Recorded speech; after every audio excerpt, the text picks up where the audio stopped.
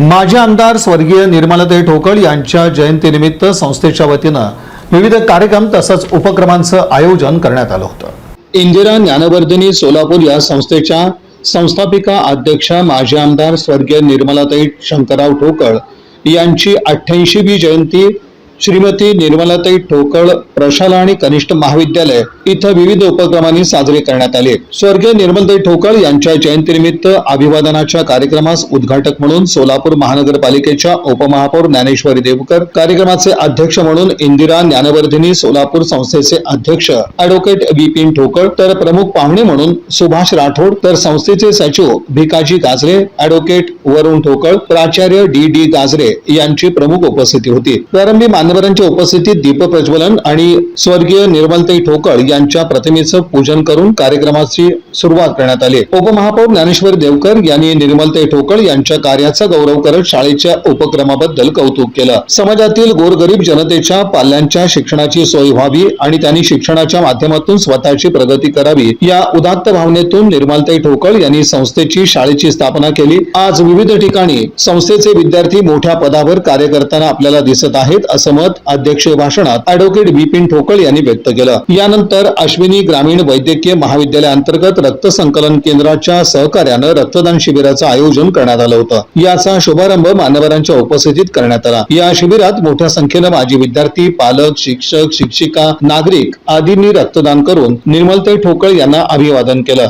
कार्यक्रमाचं नियोजन प्राचार्य डी गाजरे यांच्या मार्गदर्शनाखाली करण्यात आलं होतं। या बातमीपत्राचे प्रमुख प्रायोजक प्लॅटिनम मॉल इंद्रधनु सोलापूर। सोलापुरातील सर्वात प्रतिष्ठित इंद्रधनु सोसायटीचा नवीन भव्य कमर्शियल प्रोजेक्ट आता रेल्वे स्टेशनच्या अगदी शेजारी शहराच्या मध्यवर्ती ठिकाणी।